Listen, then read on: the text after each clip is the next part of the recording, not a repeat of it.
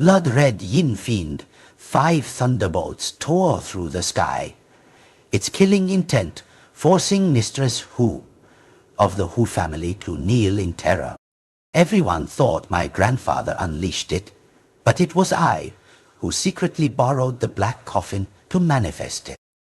A life traded for killing intent, my body possessed, my soul driven out.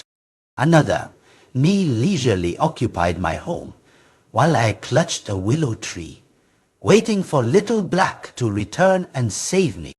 Mistress Hu of the Hu family was truly defiant. Interrogated by Little Black, who mimicked my grandfather's voice, she was speechless. Of course, this also meant that when facing my grandfather, Mistress Hu truly dared not steal the beautiful lady's coffin. Little Black's tactic had worked. Next, Little Black continued in my grandfather's voice. If Mistress Hu refuses to cooperate with this old man, then so be it.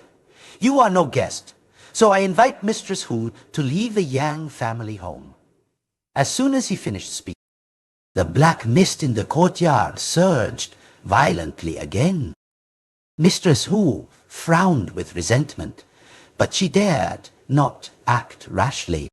At this moment, Little Black continued to use my grandfather's voice to ask, "Today, all the Xuanmen families in the region have arrived.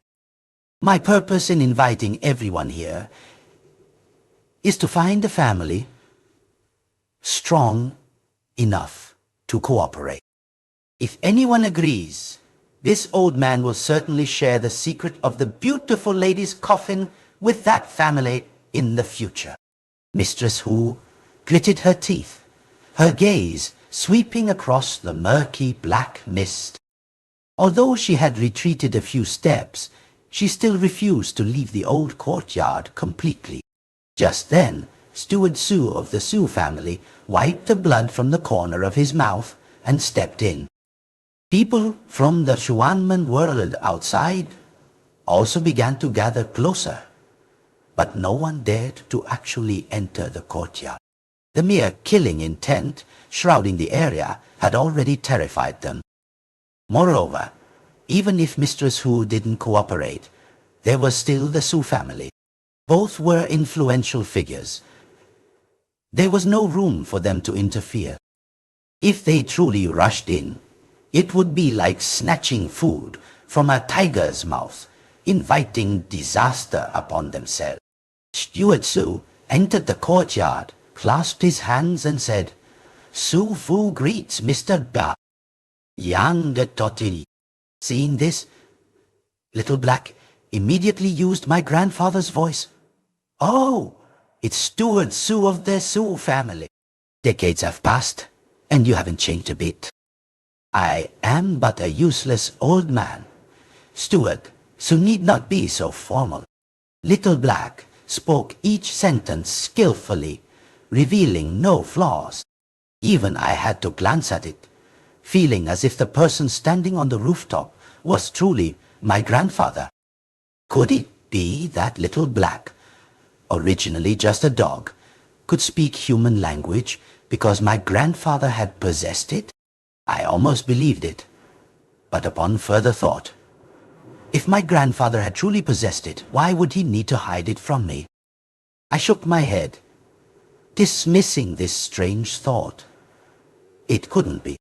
At this moment, Steward Su stood straight and got straight to the point. He said, "If Mistress Hu doesn't wish to cooperate with Mr. Ga Yang, then our Su family is willing to cooperate. Mr. Ga S. H. Yang must know that the person in the beautiful lady's coffin has a deep connection with our Su family. I believe this cooperation will undoubtedly be very pleasant. I just wonder how exactly Mr. Ga Yang wishes to cooperate." Little Black immediately replied, "For some special reasons, I need to go into seclusion for a long time, So I need a strong family to protect my grandson for 6 years. Within those 6 years, if my grandson, Yang Chuju, faces danger, the cooperating family must immediately intervene. If anything happens to my grandson during those 6 years, the cooperation will be cancelled. But if that family protects my grandson safely until the end of 6 years, I will share the secret of the beautiful lady's coffin. That's right. This is the plan I had prepared. To force a major Xuanmen family to protect me for 6 years. Hearing this, Steward Su fell silent because initially, like Mistress Hu, he wanted to snatch the beautiful lady's coffin immediately. Now, the condition for cooperation was to only obtain the secret of the beautiful lady's coffin after 6 years. For impatient people like them, 6 years was truly an eternity. Protect your grandson for 6 years, and we have to wait 6 years to learn the secret of the beautiful lady's coffin. This duration is probably too long, Steward Su said with dissatisfaction. This price is too steep. But I knew the beautiful lady's coffin was worth more than anything to them. They wouldn't give it up easily. Little Black then said, having come to Yang village and entered the Yang family home, you must follow the Yang family's rules. If no family agrees to cooperate today, then so be it. I will find someone else. As soon as he heard this, Steward Su panicked and quickly said, Mr. Mo, yeah. Please don't be angry. How about this? Protecting your grandson for 6 years is no small matter. When you know, it's so big. That's so big. Perhaps I could send someone back to ask our patriarch for his opinion. No need, Little Black cut him off. Steward Su clearly wants to buy time. If Steward Su cannot decide, then so be it. I will find another family. Today, hundreds of Xuanmen families are here. There are certainly many who wish to cooperate. Even if they are not strong enough temporarily, I can still assist them. As long as they are willing, they can still protect my grandson. Wait. Steward Su interrupted. Mr. Lin was not here. Yang, actually, I can decide this myself. Sure enough, as soon as he heard my grandfather's voice say he would choose someone else, Steward Su became anxious. Meanwhile, Hu Yuechi, who was possessed by Mistress Hu, seemed to still be observing. Could she have started to suspect? Hu Yuechi continued to harbor suspicions, constantly searching for my grandfather's presence. Just then, a yellow talisman flew out of the house with the wind. The talisman was drawn with cinnabar, and the terms of cooperation were written below. This type of talisman was called a spirit contract. Once signed, it had to be obeyed, or violating it, it would surely incur backlash. The spirit contract flew directly into Steward Su's hand. This time, he didn't hesitate, preparing to sign his name. However, as soon as his pen touched the paper, Hu Yuechi suddenly acted. A surge of azure foxfire flew out, incinerating the spirit contract in Steward Su's hand on the spot. Steward Su knew this was Mistress Hu's doing, and glared at her furiously, saying coldly, Lady Fox Immortal, you don't want to cooperate with Mr. Yang, but are you also preventing me from cooperating with him? However, Mistress Hu replied, I'm helping you by burning that spirit contract. Steward Su was startled. Helping me? As long as I sign the spirit contract, I can account to my family. Mistress Hu sneered, if you sign it, you'll fall into a trap. If Yang Tianxiang is truly still alive, why does he keep hiding in the shadows and refuse to show his face? As I see it, the voice we've been hearing is merely someone imitating his voice. Yang Tianxiang is already dead. That brat, Yang Chuju, is just using this trick to keep the beautiful lady's coffin. Steward Su's expression began to change. Although he had been slightly suspicious initially, Mr. Yang's previous words had truly contained no flaws. At this moment, Mistress Hu looked towards the house and spoke. Yang Tianxiang, this immortal doesn't believe you're alive unless you dare to step out. Steward Su, hearing this, also became more cautious. Old Mr. Yang, we haven't met in so many years. I wonder if we could meet once. No. That's Mistress Hu of the Hu family. Hu Lai, who has lived for several centuries. Terrifyingly suspicious and cunning.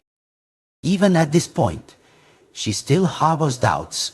Truly a great nuisance. Although Little Black could use transformation spells, and had swallowed several yellow weasels, making its magic much stronger than before. Transforming into my grandfather's likeness was not difficult. But in front of experts like Steward Su and Mistress Hu, trying to fool them with illusions was like putting on an illusion before expert. No matter how much Little Black resembled my grandfather, once it appeared, it would certainly reveal a flaw. I looked at Little Black. It looked at me too. Clearly, in this situation, even it was at a loss. Tricking a fox spirit that had lived for centuries was truly not easy. Little Black continued, in my grandfather's voice. Forgive me, Mistress Hu. Steward Su. I am currently in seclusion, so it is indeed inconvenient for me to meet everyone. Mistress Hu immediately retorted, Inconvenient? This immortal thinks you don't dare.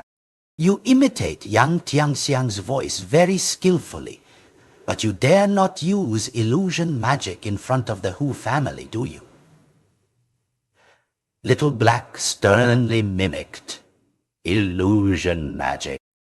Yang Tianxiang, I don't change my name when I walk, nor my surname when I sit. If you two truly don't want to cooperate, I advise you to leave quickly. Mistress Hu burst out laughing, then turned to Steward Su and said, Steward Su, how about this immortal and you cooperate to directly snatch the beautiful lady's coffin? I don't think that impostor Yang Tianxiang would dare to show his face to stop us. Although Steward Su found this method somewhat risky, he gradually felt that Mistress Hu's words were not wrong. If they could snatch the beautiful lady's coffin immediately, why wait 6 years?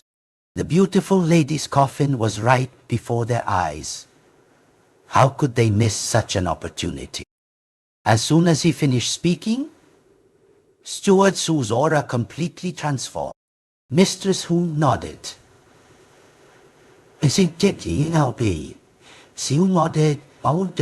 I say.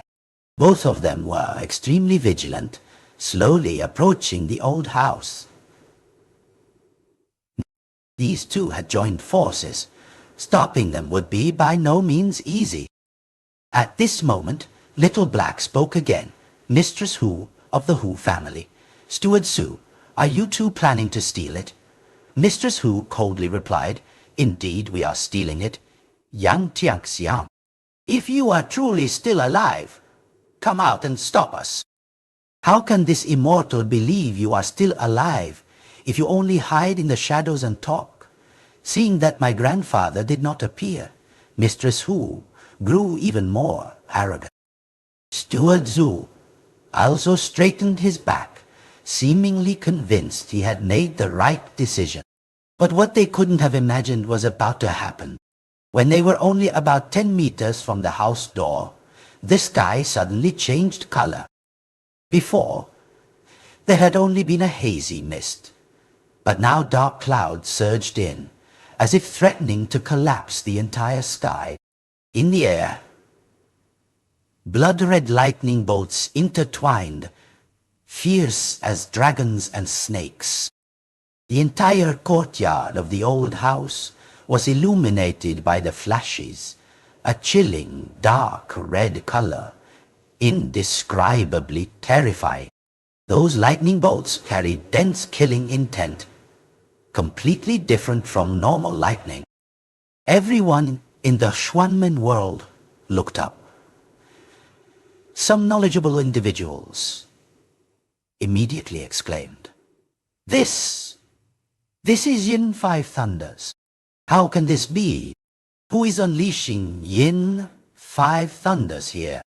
Isn't that a secret technique of the Taoist sect? No, this isn't Yin Five Thunders. Yin Five Thunders is purple-black lightning, but this carries extremely strong killing intent and is blood-colored. This kind is too bizarre. Amidst the discussion, someone seemed to recall something, their face turning pale. That's right, this isn't Yin Five Thunders, but Yin-Fiend Five Thunderbolts. I heard that year, when Yang Tianxiang entered Jinling, he unleashed the Yin-Fiend Five Thunderbolts, which was this very blood-colored lightning. Yang Tianxiang is truly still alive. Mistress Hu and Steward Su looked up at the lightning above, both becoming tense. Especially Steward Su, whose attitude immediately changed. Mr. Yang, it's a misunderstanding. It's all just a misunderstanding. Su Fu, I wouldn't dare to offend you. Please appease your anger. As soon as he finished speaking, he turned and fled, rushing out of the courtyard as if running for his life. Clearly, everyone had been terrified by the Yin-Fiend Five Thunderbolts and no longer had any doubts. The person speaking was indeed Yang Tianxiang. Even if he was in seclusion, no one could bear the consequences if he were angered. Mistress Hu, however, still stared defiantly at the lightning in the sky. The beautiful lady's coffin she had constantly sought was right there in the house before her. She gritted her teeth, looked up at the sky for a few more seconds, then loudly said, Give me the spirit contract. This immortal agrees to cooperate with you. The spirit contract. Give it to me. This immortal will cooperate with you. Hearing this, the stone in my heart finally lifted. If I needed a family to protect me for 6 years, to threaten my eldest uncle, prevent him from harming me, or worrying me, and certainly from snatching the beautiful lady's coffin, then that family had to be strong enough. Before, I thought relying on the mundane Xuanmen sex would be enough. But later, I understood those people probably couldn't contend with my uncle. Therefore, who, Yuechi before me, was the most suitable choice. A five-tailed fox, immortal, must have cultivated for at least several hundred, even 1,000 years. Not to mention, if the cooperation succeeded, I could ask her to help retrieve my father's body. Even with professional body retrievers, I thought, for a several hundred-year-old fox immortal, this task would surely be as easy as turning one's hand over. At this moment, the dark clouds in the sky dispersed, and the Yin-Fiend Five Thunderbolts gradually dissipated. A spirit contract flew out of the house with the wind. Mistress Hu raised her hand to catch the spirit contract. She bit her finger and dripped a drop of blood onto it. As the drop of blood fell, I saw a faint red light emitted. Clearly, it wasn't just Huyuechi's blood, but Mistress Hu's spirit blood. From here, the cooperation spirit contract was officially established. Violating it would surely incur backlash. At this point, I had reached my limit. I stood on a large black coffin, hastily releasing my hands from the seals. My vision blurred, and I almost fell off the coffin, a mouthful of blood gushing out. But I forced myself to swallow it. Though my entire body was exhausted, I collapsed onto the coffin, unable to move, my mind hazy. Yes, in truth, the one who used the Yin-Fiend Five Thunderbolts just now was not my grandfather, but I myself. The Yin-Fiend Five Thunderbolts was in the third part of the ancient black cover book. Part 1 was the soul guiding art. Part 2 was blood ghoul.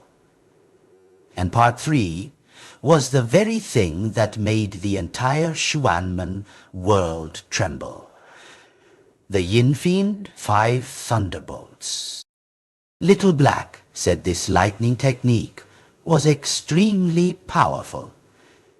If I could unleash it, it would surely intimidate those experts, making them no longer doubt that my grandfather was still alive. Because the Yin-Fiend Five Thunderbolts was precisely my grandfather's famous ultimate technique from back then. But then again, using the Yin-Fiend Five Thunderbolts at my current level was unimaginable. My foundation was too weak. Even one blood ghoul move could make me faint, let alone something as terrifying as the Yin-Fiend Five Thunderbolts. Relying on the meager killing intent in my body, even using blood ghoul was difficult. That's why Little Black had previously used its connections in the mountains to find the black coffin beneath my feet.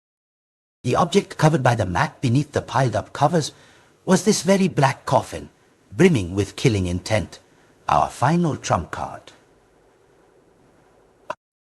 Little Black found this coffin specifically for me to borrow its killing intent, because only with enough killing intent could I unleash the Yin-Fiend Five Thunderbolts. However, even with the black coffin, my foundation was still insufficient to use the Yin-Fiend Five Thunderbolts. Even when borrowing killing intent from the coffin, I could only do as I did just now, create the imposing might of the lightning, but absolutely not unleash it. Once it was truly unleashed, even if it were just the first bolt of the Yin-Fiend Five Thunderbolts, I would surely die. This level of backlash was not something I could currently endure. Unless one day I could absorb enough killing intent. Only then could I truly use the Yin-Fiend Five Thunderbolts. Therefore, everything that just happened was just Little Black and I working together to scare them. Those dense black clouds were the maximum I could achieve by borrowing killing intent from the coffin. But even so, I was betting my life. Fortunately, the might of the Yin-Fiend Five Thunderbolts had scared Steward Su, witless and truly intimidated Mistress Hu, making her abandon her intention to steal the beautiful lady's coffin and sign the spirit contract. Yang Tiang Xiang, you truly are an old and cunning fox. Mistress Hu uttered helplessly, then threw the spirit contract towards the old house. The spirit contract flew into the black mist.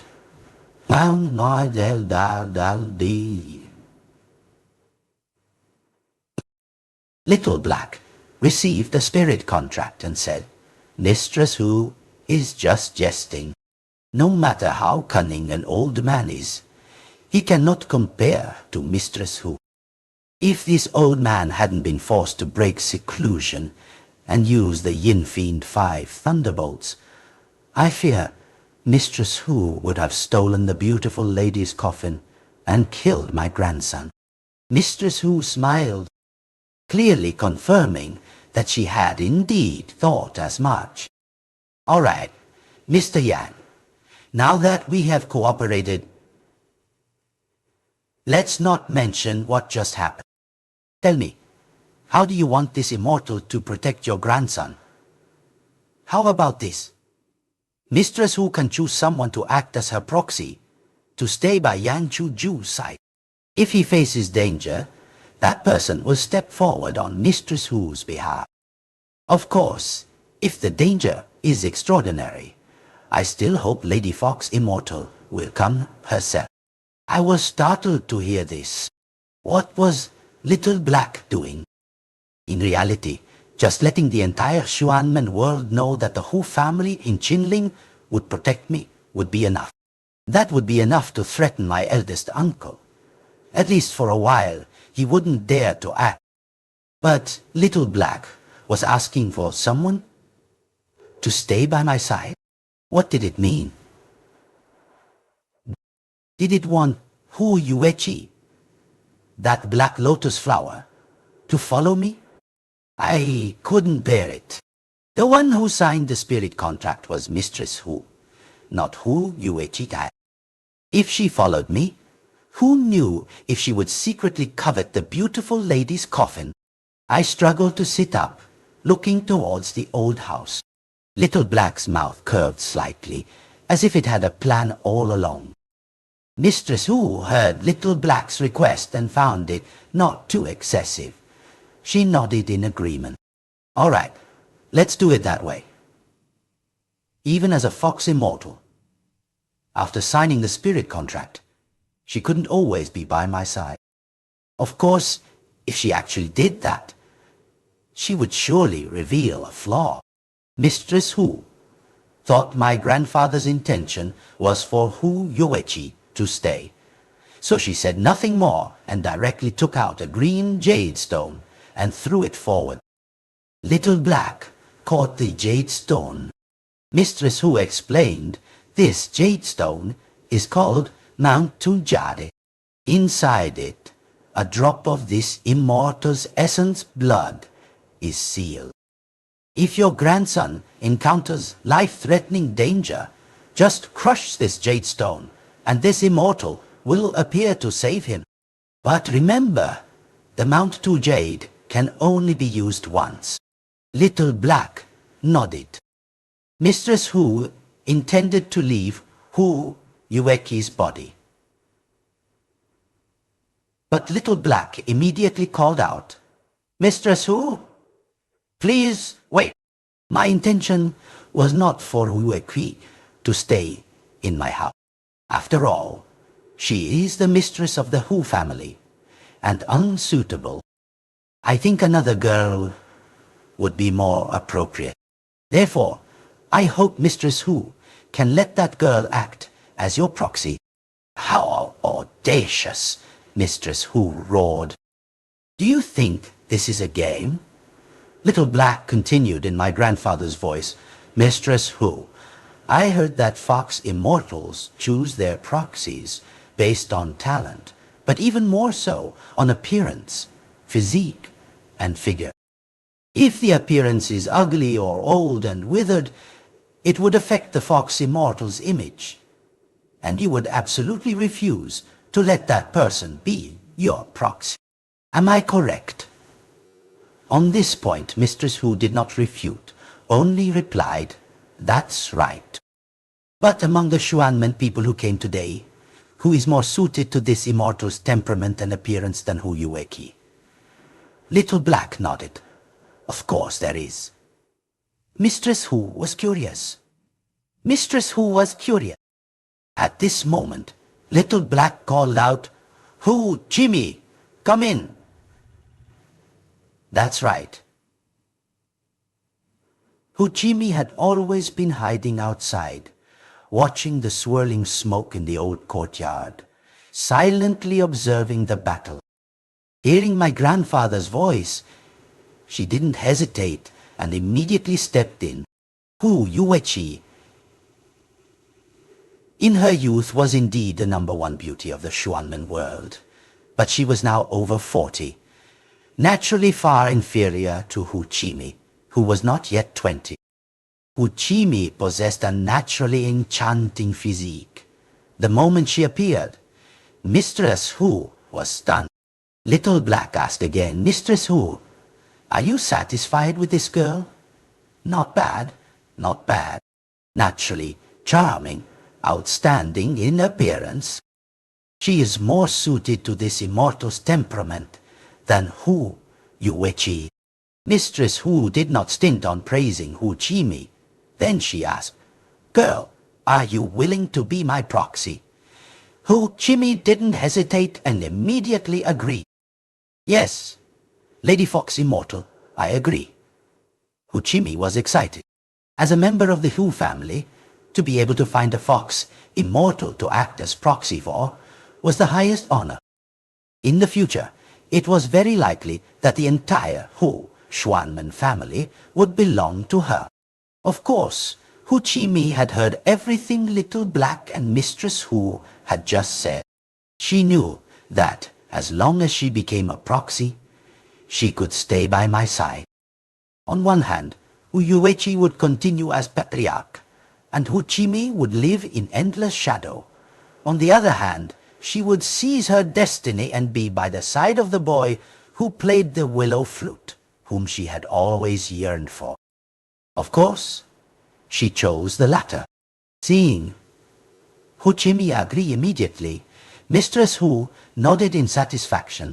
"Very good." As soon as she finished speaking, a swirl of energy enveloped them, and the shadow on Hu Yuechi's body gradually separated. In the air, the shadow slowly took shape, becoming a gigantic 5-tailed fox, over 10 meters tall, with only its eyes glowing faintly red, looking immensely powerful. When the Fox Immortal left, Hu Yuechi collapsed.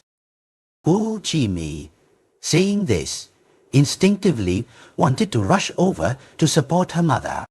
Although Hu Yuechi was cruel and heartless, treating her daughter harshly, she was still her biological mother. But the Fox Immortal's voice rang out, "Don't touch her. If you wish to be this immortal's proxy, this is your only chance. Miss it, and it will be gone. Quickly recite the proxy summoning spell." Hu Qimi frowned, clearly still worried about her mother, but she dared not act rashly. As for the proxy summoning spell, she had long since memorized it. It was a compulsory lesson for members of the Hu family. She immediately began to chant, "Can Wai Thian Thuong Sun, Lian Sun, Sun Tian Truong, Lin Chi Chi Tao, Sun Hao Kodong Hu Tong, Chuye, Duong Dong Trong Luyen, Nan Ma, Nan Gao Van Fong Tuon Ko Tu Tien." Translation: High heavens, High Gao Van Fong. Mountains overlapping. Before the peak, green Ganoderma sprouts. Behind ancient caves, clear springs flow. In the sunrise cave, man and horse train. On the arrogant cloud peak, arduously cultivate immortality. It was the same incantation. But Hu Qimi's tone was completely different from Hu Yuechi's. Her aura was also distinct. Following the incantation, the gigantic 5-tailed fox spirit transformed into a stream of black energy that entered Hu Qimi's body from the top of her head. As the Fox Immortal entered her body, I even heard Mistress Hu's echoing laughter. Clearly, she was extremely pleased with the youthful Hu Qimi. Hu Qimi closed her eyes.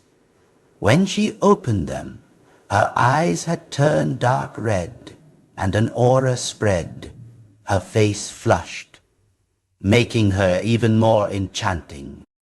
I never thought such a young girl could gain 5 parts of my cultivation power upon becoming a proxy. Not bad. You are indeed more suitable for this immortal than Wechi. Indeed, when Huchimi successfully became a proxy, her aura was significantly stronger than Hu Yuechi. Previously, Hu Yuechi could only manifest 3 parts of her cultivation, while Hu Chimi achieved 5 parts on her first attempt. Her talent was truly extraordinary. Lying on the coffin, I could still feel the currents of energy from her body repelling the surrounding killing intent. At this moment, Huchimi took a few steps into the courtyard, and immediately the surrounding black killing intent was dispelled by her. Mr. D. Yang, if this immortal were to act now, could you still stop me? This question startled Little Black, and my heart also clenched. Could it be that after gaining a better proxy immortal, Mistress Hu wanted to betray us? Fox spirits are indeed cunning. I shouldn't have played the proxy game. Gritting my teeth, I struggled to sit up. If push came to shove, I could only borrow killing intent once more to unleash the Yin-Fiend Five Thunderbolts to threaten this fox immortal. On the other side, Little Black outwardly maintained its composure and immediately replied, "It's useless. This old man can certainly stop you. All right, Mistress Hu has successfully become a proxy, and our cooperation begins now. If you truly wish to steal it, I will not hesitate to use the Yin-Fiend Five Thunderbolts to respond." Little Black's voice was tense but equally threatening. Mistress Hu suddenly burst out laughing. This old man truly doesn't understand jokes. This immortal was just speaking for fun, and you threaten me with the Yin-Fiend Five Thunderbolts? Leaving aside everything else, just for introducing this proxy immortal to me today. This immortal will not betray you. Well, this immortal will take my leave. Then a shadow flew out of Huchimi's body, and in the air, the fox immortal's voice echoed, "Girl, what is your name?" Huchimi, stunned, immediately replied, "Huchimi, good for your first time as a proxy not to faint. Your foundation seems good. We have much work ahead. Chimi, remember that from today, every evening you must recite the immortal summoning incantation once. Continuously for 3 months, to truly succeed as a proxy. With your foundation and insight, this immortal believes that if you succeed, you will become even stronger. Thank you for the praise, Lady Fox Immortal." Chimi will remember. Huchimi hastily clasped her hands and bowed. The black energy stream vanished like a fleeting cloud. As for me, I was already at my limit. Just now, because of the Fox Immortal's jest, I had borrowed a little more killing intent from the black coffin, and now the backlash was fierce. My vision blurred, and I tumbled off the coffin. At this moment, the black mist in the courtyard had mostly dispersed. I rolled off the coffin. Huchimi heard the sound and immediately ran towards me. "Brother Chujiu, what's wrong?" Huchimi helped me up and held me in her arms. But my consciousness grew increasingly hazy. I couldn't speak. My vision completely blacked out. But I could still feel the lid of the ancient black bronze coffin beside me, creaking. Something that had always been sealed in the coffin escaped and burrowed into my body. Instantly, my entire body turned cold, trembling uncontrollably. Could it be that I was suffering backlash from the thing in the ancient black bronze coffin? The world spun, and I felt myself completely lose control, as if I had fallen somewhere. When I woke up, I found myself in complete darkness, lying on dry, withered grass. After several attempts, I pushed myself up from the grass. In the distance, a faint glimmer of light shone. That light was blue, illuminating even the withered grass beside it in a blue hue, giving a very unsettling feeling. The surroundings were still bone-chilling, but just then, I discovered the source of the light was a lantern. Yes, someone stood more than 10 meters away, with their back to me, holding a blue lantern. What era was this, where someone still carried a lantern? I looked around. This area was very unfamiliar. Not our village. Where was this? The man in black spoke. "Let's go. I'll take you out." His voice was faint. I didn't pay much mind and immediately followed, asking him where this was and why I was here. The other party didn't answer, only saying, "No matter what you hear, don't turn back. Just follow me." This person spoke strangely, and the surroundings were eerily silent. There was nothing at all. After all, I didn't know the other party. Why should I follow? Modern people use flashlights at night, yet he carried a blue lantern. I even wondered if he was human. I instinctively looked down at his feet. There was no shadow. He was indeed not a living person. I immediately stopped, trying to distance myself from him. He noticed I stopped and also stopped, but he didn't turn around, only facing his back to me and saying, "Don't you want to go back?" I stared at the man's back. Of course I want to go back. But why should I trust you? The man chuckled coldly. "If you don't trust me, then go by yourself. But do you think I want to help you? If your grandfather hadn't helped me, I wouldn't risk bringing a dead person back to life." A dead person back to life? Hearing this, I couldn't help but shiver. Did he mean I was already dead? This place was no longer the Yang family home. Still don't believe me? Then turn around and look at your feet. The man in black reminded me. I looked down quickly, and indeed found that there was no shadow beneath my feet.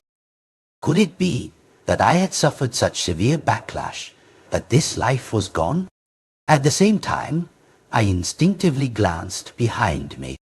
Not far from this wasteland, many black, flickering, unstable shadows drifted about, looking very eerie. Those must be ghosts, right? Don't look anymore. If you keep looking, they'll set their sights on you, and you won't be able to leave. The man in black warned again. My heart skipped a beat, and I immediately followed. Why are you helping me? My identity is better left unknown to you. I just said your grandfather helped me, which is why I'm helping you. Follow me. Just go straight. Don't turn back. You'll be home soon. If you get entangled by wandering spirits, your soul won't ever return to the living world. The man said coldly. I carefully observed the lantern in his hand. Oh. As the wind blew, the lantern rotated, and I saw a character on it, seemingly written in blood, guide. I immediately understood. This was an underworld soul guide. Ancient texts stated that these guides were actually soul reapers, typically guiding departed souls into the underworld. His willingness to help me return to the living world was a major act, violating a taboo. It seemed his claim that my grandfather had helped him was not a lie. I just never expected my grandfather to be so immensely powerful, knowing even an underworld soul guide and even having helped him. As I walked, I wondered how I had died at that time. I only remembered something burrowing into my body. And then I lost consciousness. When I woke up, I was here. What had happened?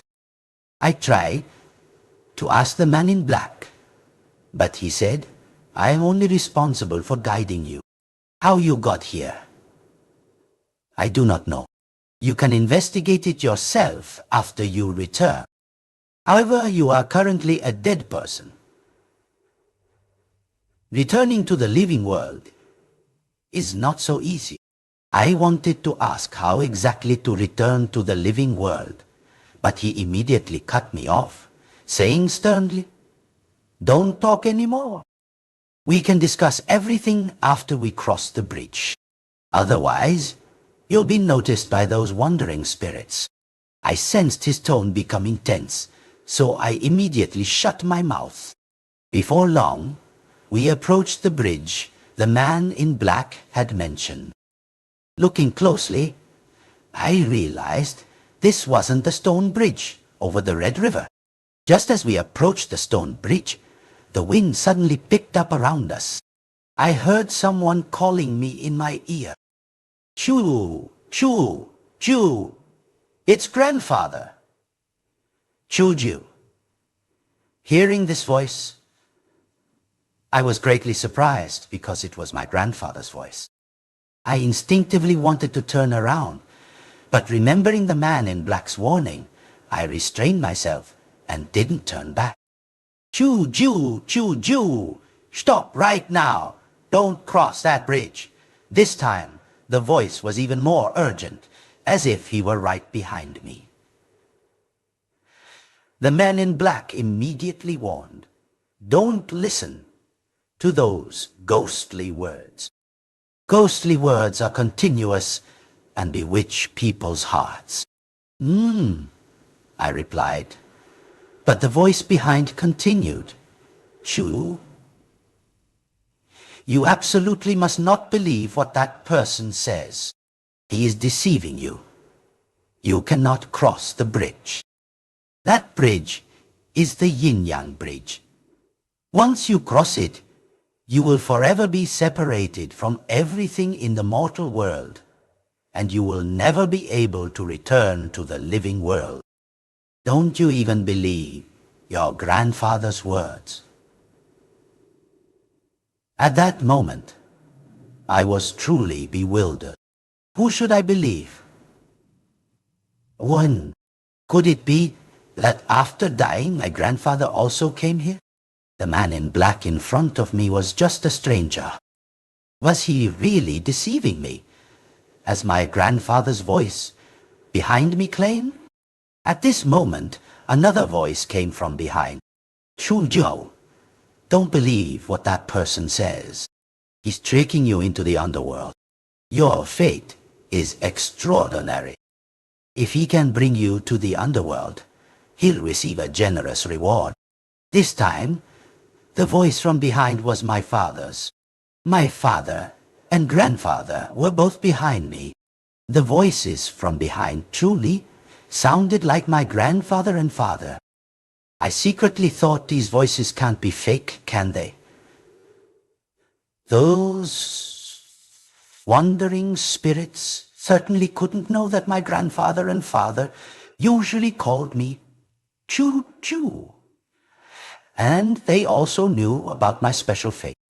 So, could they truly be the spirits of my grandfather and father? Honestly, at that moment, I really couldn't help but want to turn around and look. If it truly was my father and grandfather, I hoped I could bring them back. They are not your father and grandfather. What they say are just ghostly words. If you listen, your mind will be bewitched. What you hear is only what you wish to hear in your heart. Of course, If you insist on believing them, then follow them. I won't stop you. I once promised your grandfather I would save you. But if you don't listen to me and die, don't blame me. The man in black said coldly. Immediately after, he turned and walked forward towards the stone bridge over the Red River, no longer paying attention to me. This made me even more suspicious. Who was really telling the truth? Behind me, my grandfather's voice rang out again.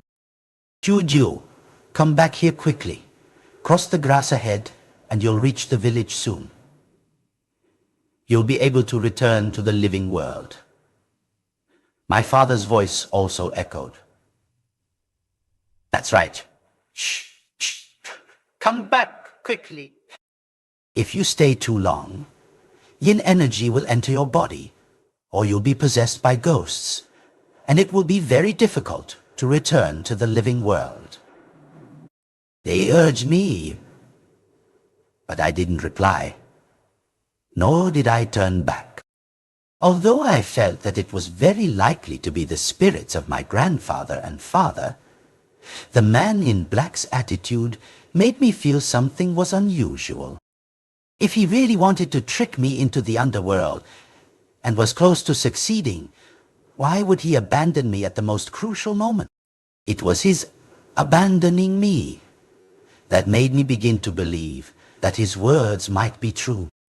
Just as I was hesitating, the man in black ahead indeed stopped. He sighed and said, "Young Ju, you refuse to think carefully. Your father's body fell into the Red River. Do you think in a place with so much yin energy like the Red River, his soul could escape? And your grandfather, even though he passed away, with his abilities, could he be dragged into the underworld? Even if he were truly dragged in, someone with considerable power would have to have subdued him." These words from the man in black were truly convincing. That's right. Ancient texts recorded that those who die and fall into a place of Yin-Fiend energy would be trapped there. My father fundamentally could not have escaped. As for my grandfather, after his death, his body also disappeared. From the mouths of people in the Schwalman world, I learned that my grandfather was a master, even the fox immortal mistress who was wary of him. How could he be dragged into the underworld? Who knew? Perhaps my grandfather was hiding somewhere, waiting for an opportunity to revive. At this moment, the man in black spoke again. "You two behind me. I know you have some cultivation, but today, this kid's life is not yet over, and I must bring him back to the living world. If you two are willing to step aside, please accept this small token of sincerity." As he spoke, he didn't turn around, only waved his hand, and immediately a stack of spirit money flew behind me and fell to the ground. "No movement at all," the man continued. "If you don't step aside, don't blame me for being impolite." His voice was much heavier now, his aura intimidating.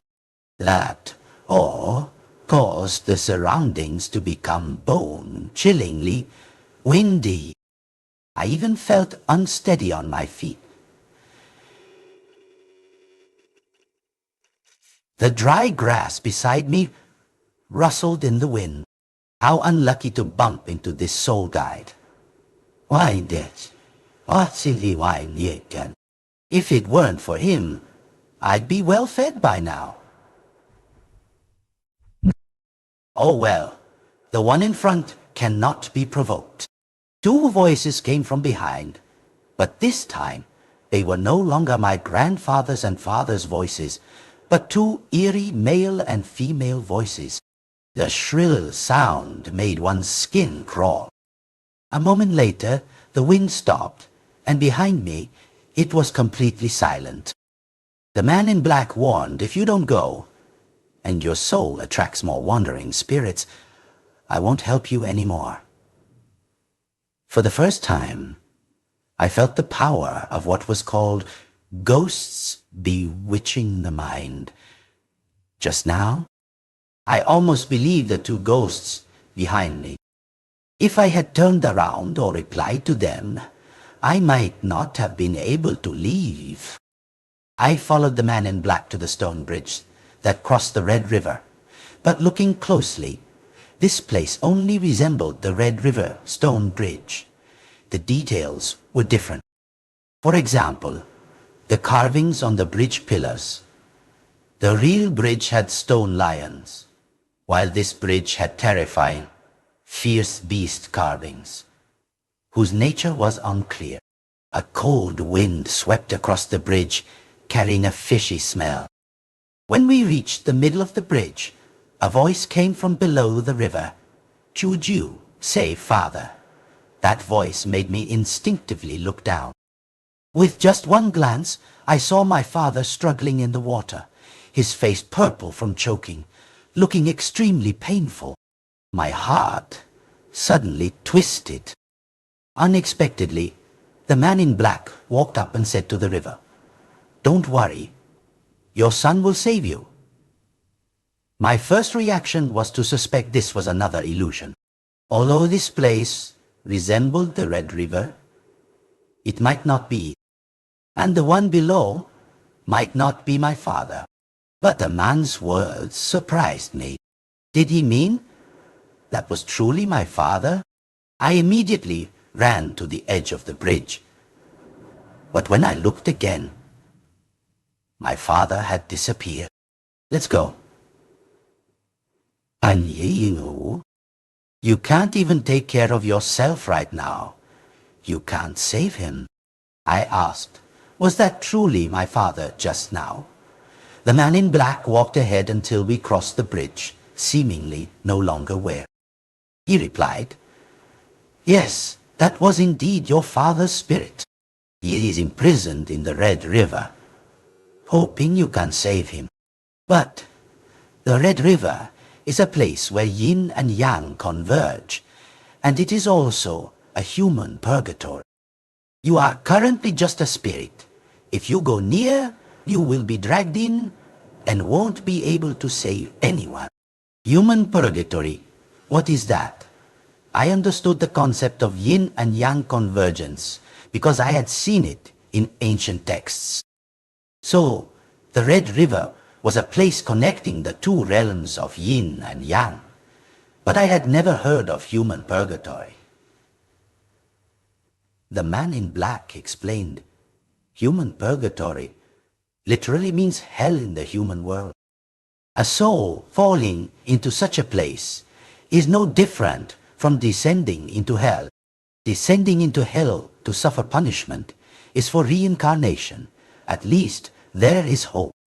But in a place with such dense, killing intent as the Red River, forming a human purgatory, souls that enter will be tormented endlessly, living a life worse than death, never to transcend. Human purgatory is dark and without light, endless and without escape. To some extent, it is even more terrifying than real hell. Hearing this, my heart ached. I never thought my father falling into the Red River would lead to such severe consequences. My eldest uncle killed him, yet he still wouldn't let him go, even pushing him into the Red River's human purgatory. Clearly, he had long known the secret of the Red River. That Yang Mingtang is truly vicious. All right, we've crossed the bridge. You can go home now. Look straight ahead. That's your Yang village. I looked up as he instructed. Sure enough, the scenery before my eyes had changed. The winding path leading forward was indeed the way to our village. That path was so familiar, I could find it with my eyes closed. Under the night sky, the village was incredibly peaceful. I turned my head, intending to ask the man in black a few more questions, but he had vanished without a trace. At this moment, I was still in a lightweight spirit state. I still didn't know how to return to the living world. Oh well, I'll go back to the village first. Alone, I entered the village, circling past the old house. Everything was very peaceful. The Xuanmen people had all left. The front door of the house was locked, and the black gold ancient coffin was also gone.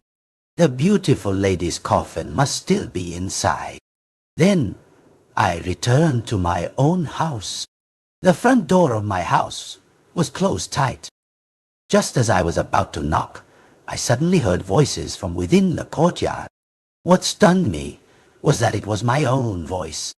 Yes, the front door of my house was bolted from the inside. I knew for sure there was someone inside. After the Xuanmen people left, logically speaking, there shouldn't be anyone in my house. Could it be my grandfather had returned? The events that followed made me feel that perhaps my grandfather was truly still alive, or he had a way to come back to life. Otherwise, how could his body disappear without a trace? But I never expected that when I reached my house door, I would hear my own voice. "Little Chimmy, I'm a bit tired. I want to rest for a while." The voice was identical to mine. The feeling was truly too eerie. Without thinking much, I immediately knocked on the door to see what was going on. Knock, knock, knock. After a few knocks, about half a minute later, the door opened a crack and a pair of eyes peeked out. As if not seeing me, the person asked, "Who is it?" I immediately recognized this voice. "It's Hu Chimi." That's right, according to the contract with Mistress Hu Chimi, after successfully becoming a proxy, would stay in my house, responsible for protecting me. If something happened, she could summon the immortal for help. I immediately replied, "Little Chimi, it's me, Yang Chuju." But Huchimi had no reaction at all, as if she hadn't heard me speak. She only looked around through the crack in the door, and then mumbled, "Strange, there's no one." Who just knocked. After looking for a while, Huchimi closed the door again, completely ignoring me. I was anxious. "Little Chimmy, it's me. Don't you hear me?" I shouted loudly inside, but there was still no reply. With no other choice, I continued to knock on the door. I could knock just now, so surely this time too. Sure enough, after a moment, Huchimi came to the door again and asked, "Who is it really?" Knocking on the door in the middle of the night. If you don't show yourself, don't blame me for being impolite. Hearing her voice, she sounded very angry. I replied, "Little Chimi, it's me. S. Yang Chu Ju." I knocked twice more on the door. Clearly, Hu Chimi heard the knocking and was a little surprised. After all, she was a brave Xuanmen practitioner. So she fully opened my house door and looked around. Who is it? How rude. Knocking on the door in the middle of the night and then hiding. "Come out now!" Huchimi called out loudly. I stepped right in front of her, raising my hand and waving. "Little Chimi, I'm not hiding. Do you really not see me?" Sure enough, even so, Huchimi still had absolutely no reaction. Not only did she not see me, but she also didn't hear me speak. This was truly troublesome. Woo! Kimi meticulously observed her surroundings, but found nothing, so she intended to return to the courtyard. I immediately followed, wanting to enter the courtyard to find an opportunity to speak with her and also to see who the person with my voice in the courtyard truly was. But as soon as I stepped onto the threshold, a strong gust of wind suddenly struck me, pushing me back outside. This blow made my head spin. I tumbled to the ground in extreme pain. Jimmy still didn't sense anything unusual. She turned to close the door when a voice came from inside the courtyard. "Little Jimmy, what's happening out there?" It was that voice again. Yes, it was the voice identical to mine that I had just heard. My heart clenched. I quickly got up, looking in the direction of the voice in the courtyard. Who exactly was it? Jimmy turned her head to look into the courtyard and replied, "Brother Juju, someone was knocking just now. I just went to check." That voice said, "It's the middle of the night. How could anyone come knocking? Little Jimmy, be careful. If it's a ghost knocking, it might be disadvantageous to us." Although I am now protected by the Hugh family of Chinling, I cannot rule out my eldest uncle secretly harming me. Quickly closed the door. Jimmy chuckled and said, "Brother Juju, it's all right.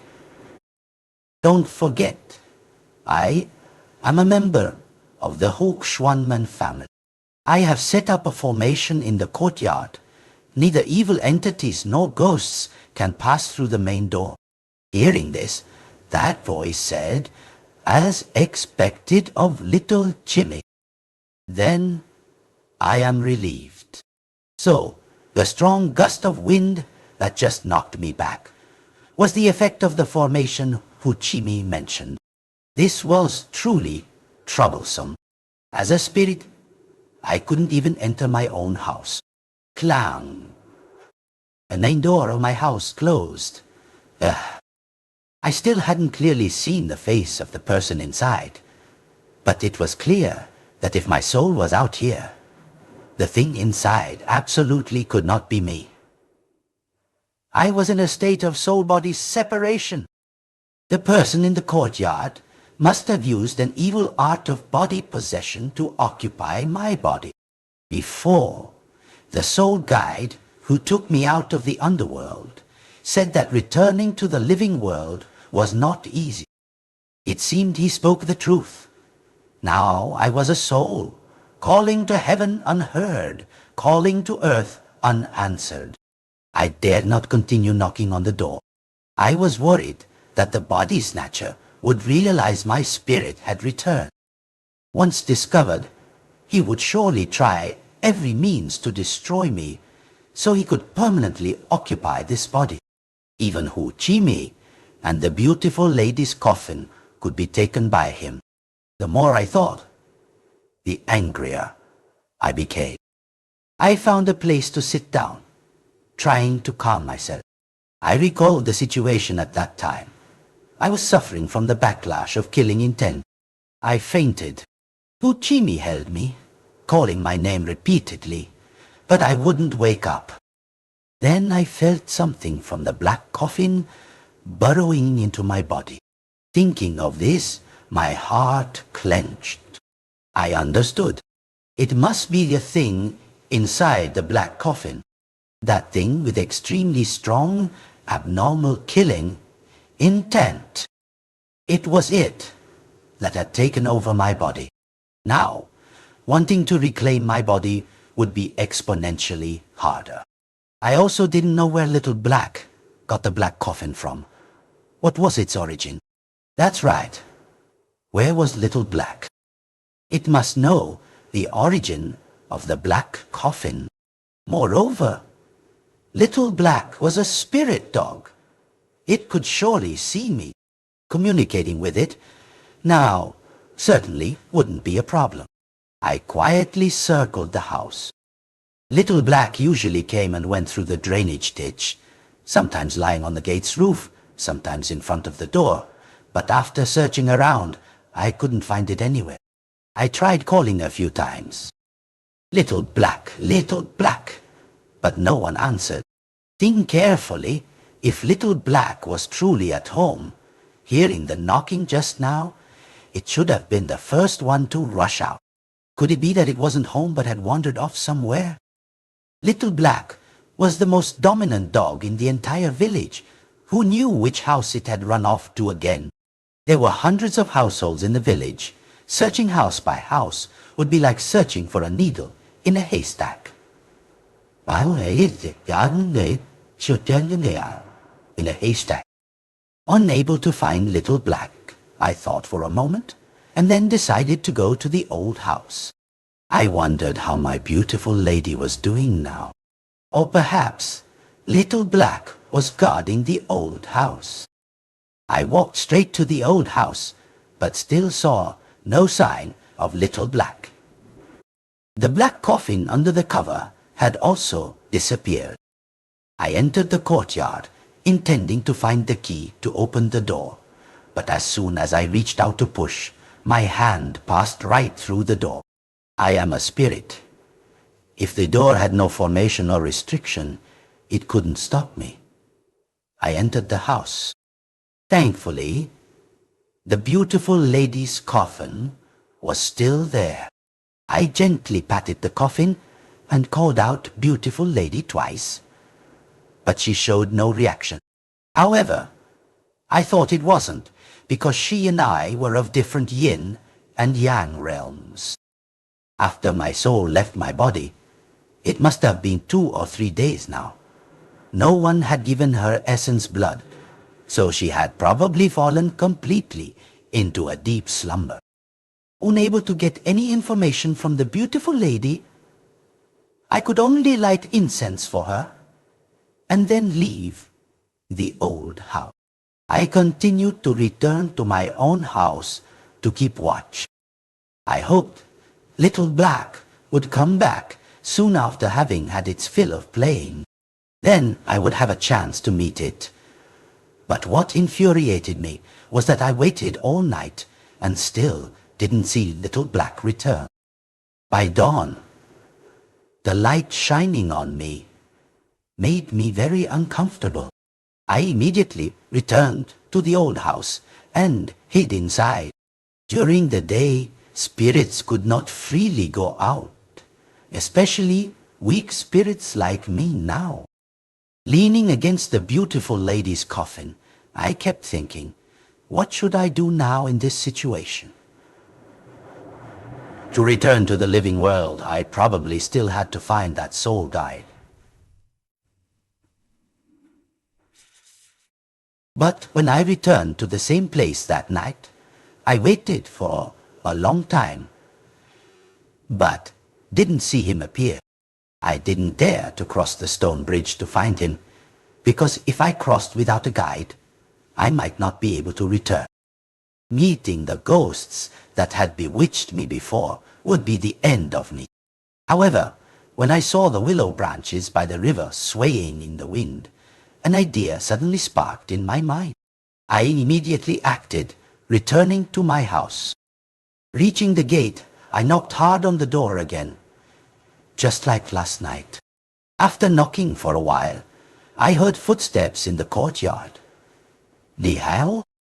I immediately placed a freshly made willow branch whistle in front of the door and quickly hid behind a nearby willow tree. The door opened. Sure enough, it was still Hojimi who came to open it. She opened the door and, just like last night, looked left and right, but saw nothing, preparing to turn back. But just as she turned her head, she finally saw the willow branch whistle placed on the ground. Hojimi picked it up, looking at it curiously.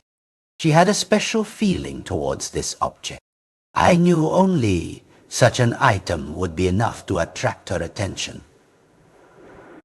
I immediately stepped forward and knocked on the door again. Although she couldn't see me, Hojimi could hear the knocking. She must have known there was something beside her.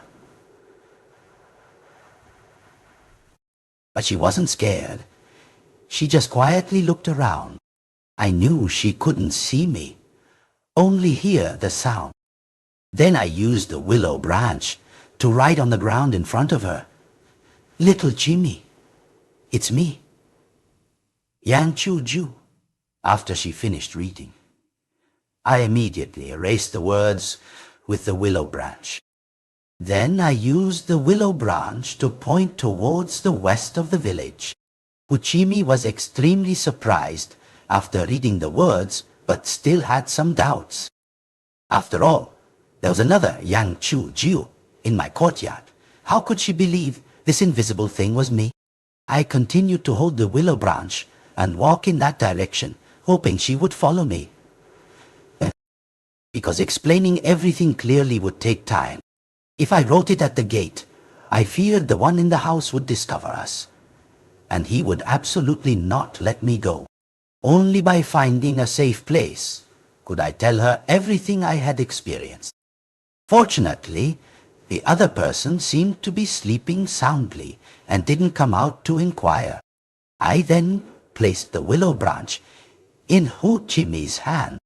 Willow is yin wood, capable of connecting the yin and yang realms. With a willow branch in her hand, I could lead her to follow me. Despite her doubts, Hu Chimi was still very curious. Indeed, she wanted to clarify this matter, so she held the willow branch and followed me. We walked about a mile or two to the west of the village, where there were no more households. Entering the forest, I stopped. "Whoa!" Chimi looked towards me and asked, "Who exactly are you? Was it you who knocked on the door last night?" I took the willow branch, squatted down, made a mark, and wrote another sentence. "I am Yang Chu Jiu. The person in the house is not me." Yu Chimi was even more astonished after reading it. In reality, she had only met me once when she was little, and then we hadn't met for many years. To be honest, she didn't really know who I was, and probably didn't suspect anything about the person in the house. Uchimi said, "That's impossible." "Where did you come from, spirit?" "Brother Chuju is still healthy. How could he be you?"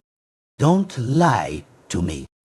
I am also a Xuanman, practitioner of the Hu family, and an immortal proxy.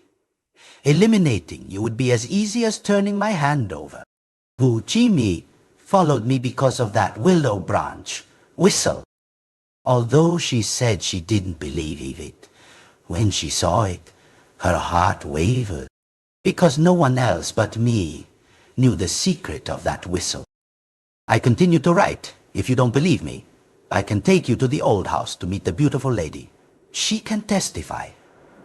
As soon as she saw this line, the doubt on Huchimi's face turned into astonishment, then to belief. Clearly, she now believed that the spirit holding the willow branch in front of her was indeed me. "Ooh," Chimi said emotionally. "Is it really you? Brother Chujiu, I knew you were acting strange these past few days. At first, I wanted to protect you, but you kept telling me not to come near. So, that feeling of strangeness was real. He wasn't me. Although Huchimi didn't know me well, that person was not the real me, so it seemed she had also noticed some flaw. Seeing that she believed me, I felt a ray of hope. I continued to write. That day at the old house, something happened related to that black coffin. I was severely injured at the time. I must have been possessed by something." Ooh, Jimmy nodded. "So that's what happened. So what do we do now?" I hadn't really thought of anything, only sighed. Then I wrote again. "Have you seen Little Black?" Uchimi was suspicious.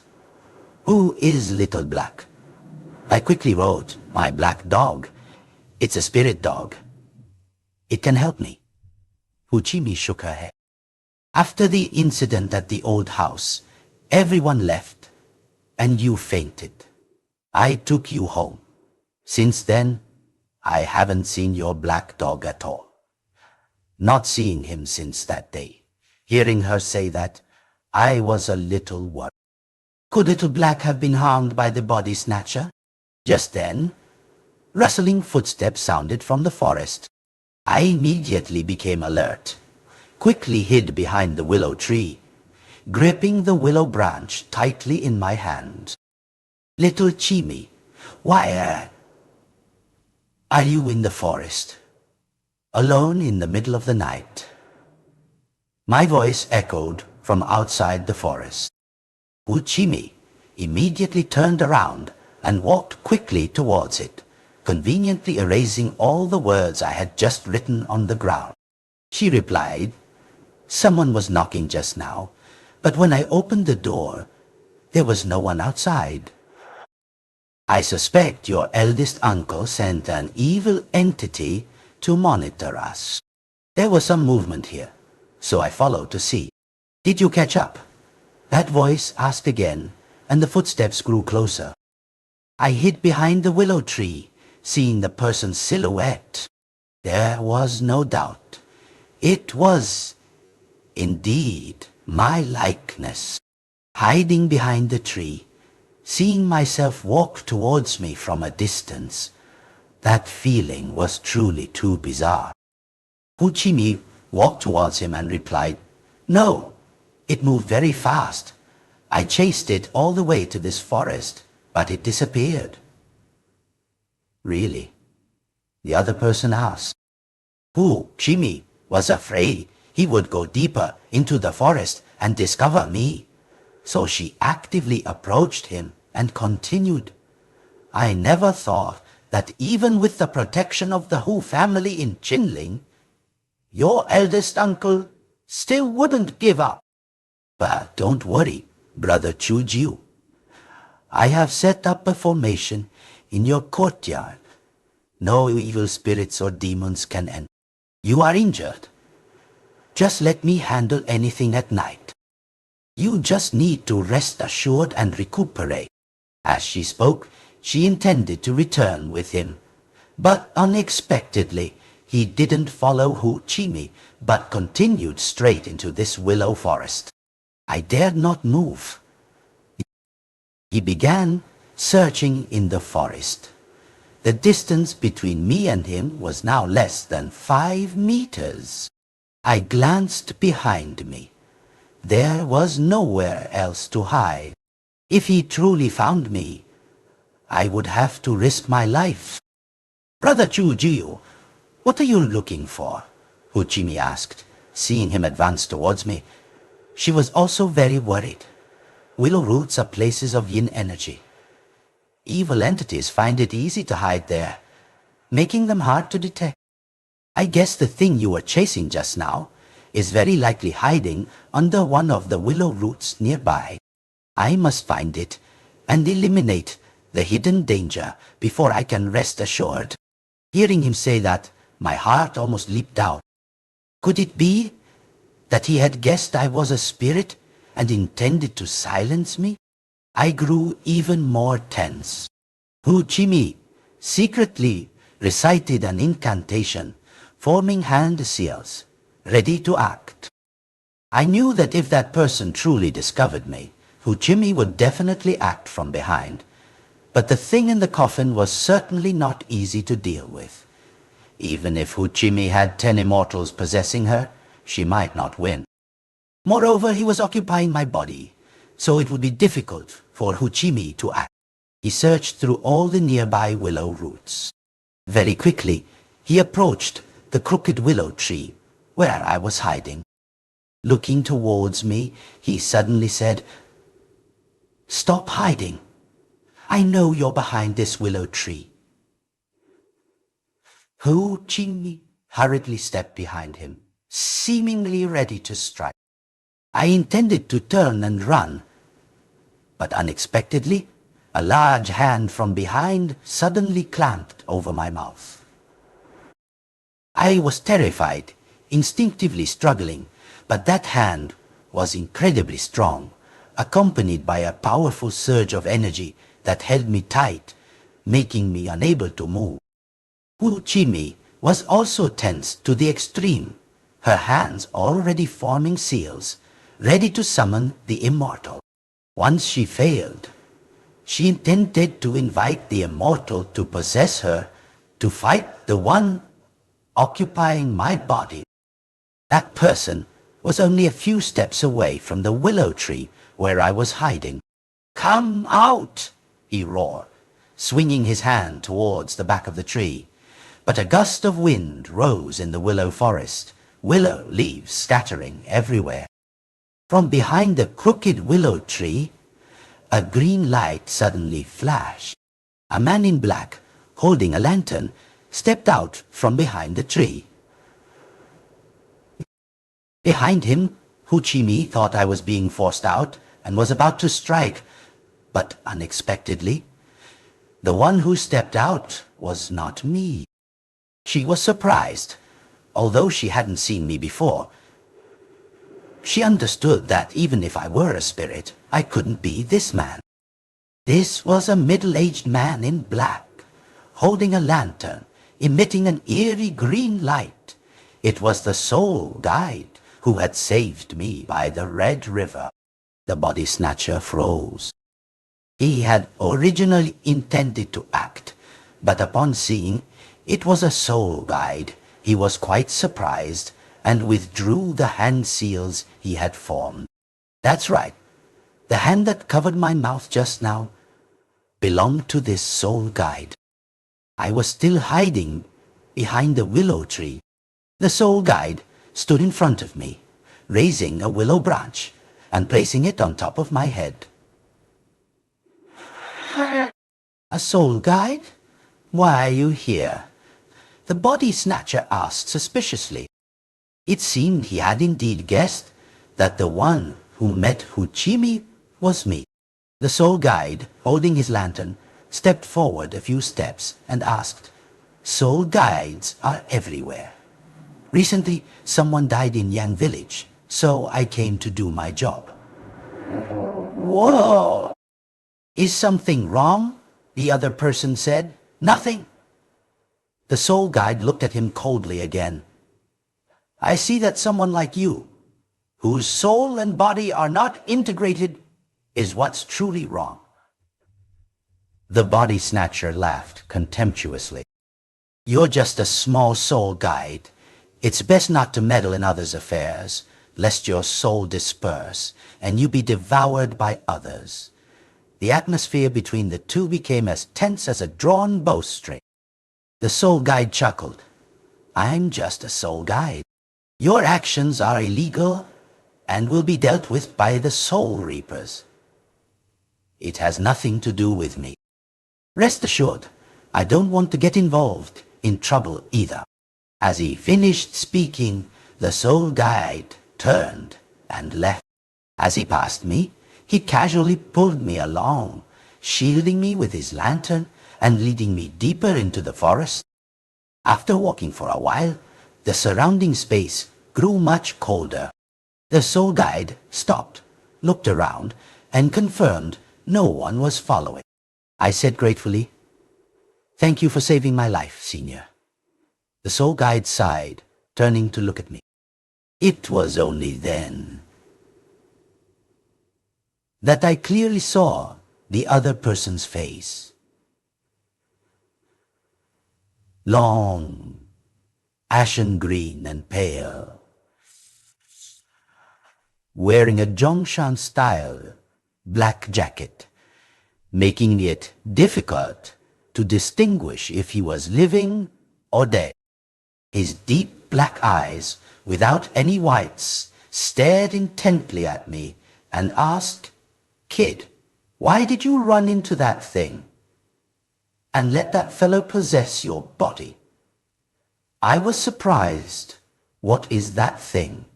The soul guide looked back, then continued to lead me. After a while, the soul guide finally said, "That is the Mountain Grand Duke. Being possessed by it is extremely troublesome. If it weren't for it, I could have helped you return to the living world tonight. But now the key lies with the Mountain Grand Duke. That thing has too much killing intent. Getting close makes one's soul restless. I am no match for it. This person was clearly not an ordinary soul guide, feared even by ghosts, yet he couldn't suppress the Mountain Grand Duke. I frowned and asked, "Is that thing really that powerful?" The soul guide said, "Yes, even if that girl were to invite an immortal to ambush it, she couldn't win. I promised your grandfather I would protect you, but this matter is a bit difficult." Just then, there was a rustling sound in the bushes. The soul guide immediately became alert and said, "Quick, hide behind my lantern, hurry!" Had the Mountain Grand Duke caught up? Thinking that, my heart clenched. But from the rustling bushes, a mottled black stray dog emerged. The strange thing was that the stray dog ran in front of us and then unexpectedly bowed. Seeing this, the soul guide also found it odd. I immediately stepped out from behind the lantern. The stray dog immediately ran in front of me, raised its two front paws, and continued to bow. What does this mean? The soul guide looked at me, and I immediately understood what this meant. Dogs reminded me of Little Black. This mottled black stray dog bowing to me must have been sent by Little Black to deliver a message. Not all dogs understand human speech, but most dogs have spiritual intelligence. I immediately squatted down, stroked its head, and said, "Lead the way." Sure enough, the dog seemed to understand my words, and immediately ran a few steps, then turned its head to look back, gesturing for me to follow. Hu Chi-Mi had also said she hadn't seen Little Black again. I thought Little Black must have gotten into trouble. Before, I was worried that the body snatcher had killed Little Black, but now Little Black sent another dog to deliver a message, proving it was still alive, perhaps just stuck somewhere and unable to appear. Thinking that, I immediately followed. But seeing the soul guide hesitate, I turned back and said, "Senior, could you come with me for a trip? I'm just a spirit. If I encounter any danger, I fear I will have to rely on you." The soul guide seemed reluctant, but still walked towards. I am just a soul guide. According to regulations at this time, I should be at the crossroads of yin and yang to guide departed souls.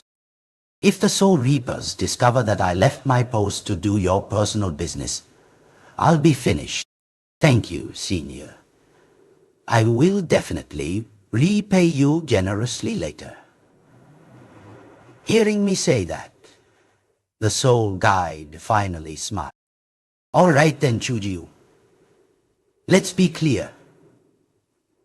I'm not doing it for money, but out of respect for your grandfather. I understand. On behalf of my grandfather, I thank you in advance, Senior.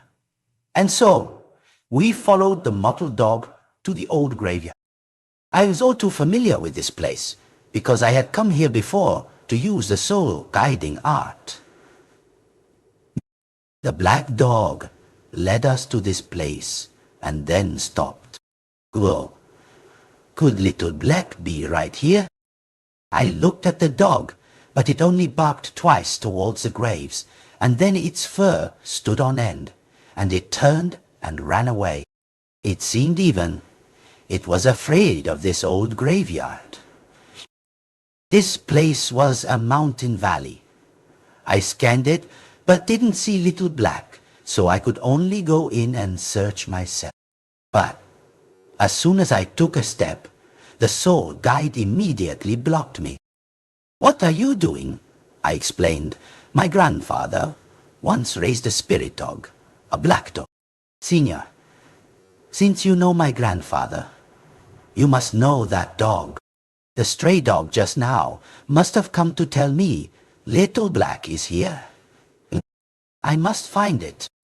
That dog is very important to me.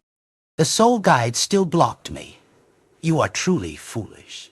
This place, like the Red River, is a human purgatory. If you go in, don't expect to come out again. Really, I was suspicious. Before I lost my soul, I came here every night. If this place was hell, why did I never encounter any problems? The soul guide was even more surprised to hear this, scrutinizing me from head to toe. Don't bluff. If your grandfather came here and encountered nothing, I would believe it. But for a kid like you to come to this place and encounter nothing, how is that possible? The soul guide didn't believe me, and I had no time to explain. I had to find Little Black quickly. So I squeezed past the soul guide and rushed into the old graveyard. I moved very fast. Being a spirit, I quickly flew quite far. The soul guide immediately chased after me, wanting to pull me back, but I had already entered the valley. You really don't listen?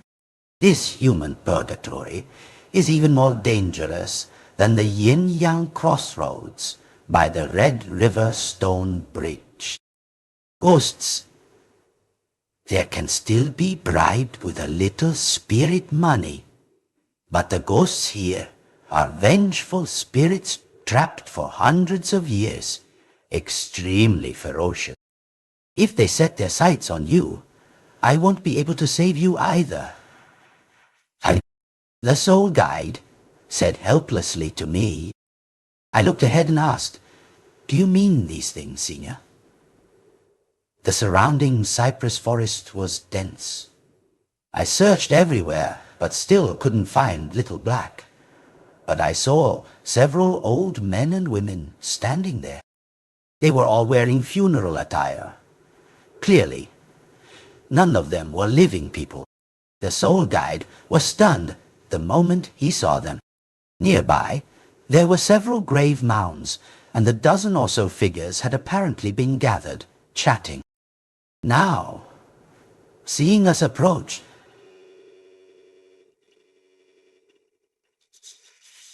they all stared intently. Recovering from his shock, the soul guide immediately said, "You are truly too foolish. How did I ever agree to protect you for your grandfather?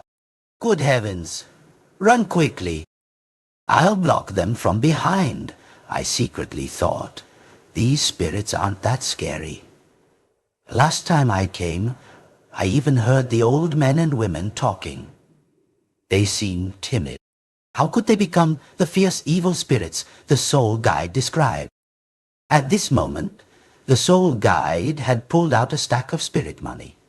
One stack seemed insufficient, so he pulled out 4 or 5 more stacks. Then he bowed his head and said to the old men and women, "We accidentally wandered in here, with no intention to offend. This is a small token of sincerity. Please accept it. We are truly sorry for disturbing you, and we will leave immediately." As he spoke, the soul guide threw the stacks of paper money into the air. A yin wind rose, and the spirit money flew chaotically. But those old men and women showed no reaction, still staring intently, as if they hadn't yet realized the problem. The soul guide quickly grabbed me. "What are you standing there for? Run!" Then he turned and fled, but I didn't run. Instead, I walked towards the old men and women, asking as I went, "Sirs and madams, I apologize for the disturbance. Have any of you seen a small black dog around here?" The soul guide thought I was following him, but after only a few steps, he heard my question. He immediately froze, stared at me, and whispered, "You? Are you crazy? You dare to ask them?" "They are." The soul guide hadn't finished speaking when those old men and women finally came to. A surging yin wind rose. Seeing this, the soul guide seemed to fall into despair. "It's over. You've gotten us killed." But at this moment, a panicked voice came from among those people. "It's that kid. It really is him. Yes, it's him. He came again. Run quickly.